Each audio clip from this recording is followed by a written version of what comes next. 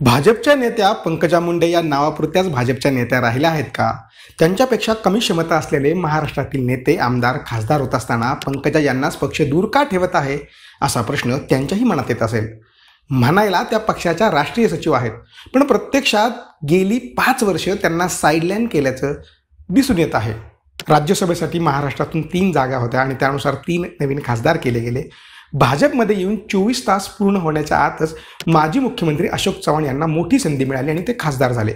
पक्षाशी एकनिष्ठ म्हणून अजित गोपछडे हे देखील खासदार झाले. याच गोपछडे यांचे विधान परिषदेचे तिकीट जाहीर करून ऐनवेळी रद्द केलं गेलं होतं.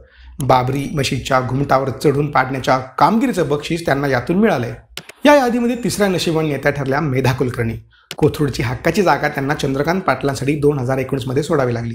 त्यानंतर 4 वर्ष आपली नाराजी त्या व्यवस्थितपणे मांडत होत्या. ब्राह्मण समाजाला न्याय द्यायचा म्हणूनही त्यांना खासदारकीची संधी मिळाली.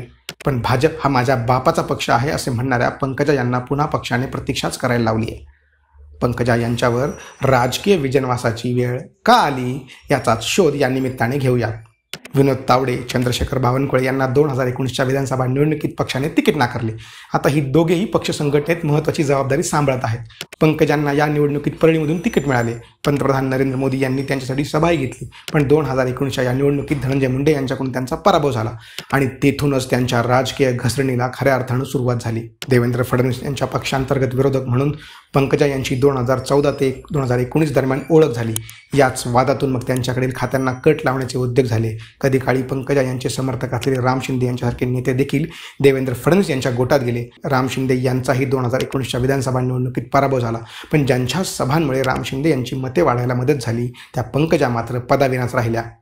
पंतप्रधान नरेंद्र मोदी आणि गृहमंत्री अमित शहा यांच्याशी पंकजा यांचे वेगळे नाते आहे. गोपीनाथ मुंडे यांच्या निधनानंतर पंकजांच्या पाठीशी हे दोन्ही नेते असल्याचे चित्र होते. पण परळीतील पराभवानंतर पंकजा आपल्या स्वतंत्र अस्तित्व दाखवून देण्यासाठी धडपडू लागल्या. दसरा मेळाव्यातून त्या मिक्स सिग्नल देत राहिल्या. आपण पक्षामुळे नाही तर पक्ष आपल्यामुळे आहे असे त्या आडवडणाने सांगू लागल्या. आपण मुंबईत कार्यालय उघडणार, कार्यकर्त्यांना भेटणार, मी कार्यकर्त्यांची आई आहे अशी भाषा त्या वापरू लागल्या.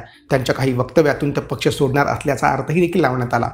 पंकजा यांचा हा अहंकार भाजपच्या नेत्यांना पसंत पडणे शक्य नव्हते.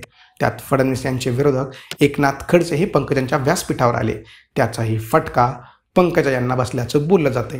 तेथूनच पंकजा आणि भाजप यांच्यात दरी पडू लागली. मध्य प्रदेशात सहप्रभारी म्हणून त्यांना संघटनेत राष्ट्रीय पातळीवर जबाबदारी देण्यात आली. मध्य प्रदेशात 4 महिन्यापूर्वी निवडणुका झाल्या. या निवडणुकात पंकजा यांनी प्रभारी म्हणून खरंच काही भूमिका बजावली का, याचेही उत्तर पक्षश्रेष्ठींना नकारार्थीच मिळाले. भाजप प्रणित महायुतीत राष्ट्रवादी काँग्रेसचा समावेश झाल्यानंतर पंकजा यांचे महत्त्व तर आणखीनच कमी झाले आहे. राष्ट्रवादीचे नेते धनंजय मुंडे हे आता बीड जिल्ह्याचे कारभारी झाले आहेत.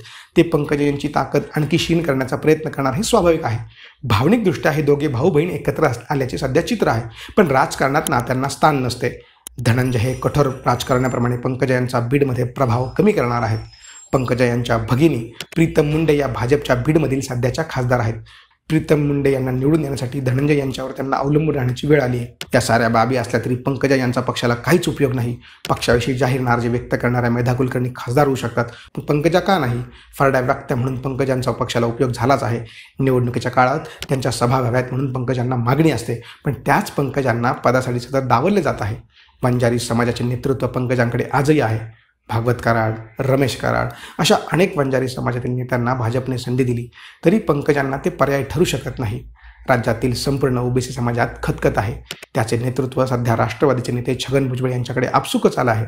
भाजपकडून पंकजा यांना ही संधी होती, पण तिथेही त्यांना पक्षाने पुढे येऊ दिले नाही. पंकजा यांची ही कोंडी कशासाठी सुरू आहे याचा शोध त्या घेत आहे. पंकजा यांची कोंडी अशी आहे की त्यांना पक्षातून का काढत नाही, असा सवालही विचारला जात आहे. ही अतिशयोक्ती वाटेल, पण पंकजांसमोर पर्यायच असा आहे की भाजपमध्ये राहावे आणि प्रदीर्घ वाट पाहावी. हेच सध्या तरी त्यांच्यापुढे मांडून ठेवलेले आहे. त्यांची ही कोंडी केव्हा फुटणार याचे उत्तर लोकसभा निवडणुकीनंतर मिळण्याची शक्यता आहे. बहीण प्रीतम यांच्याऐवजी पंकजा यांना बीडमधून उमेदवारी देण्याचा प्रस्ताव असल्याचं देखील बोललं जात आहे.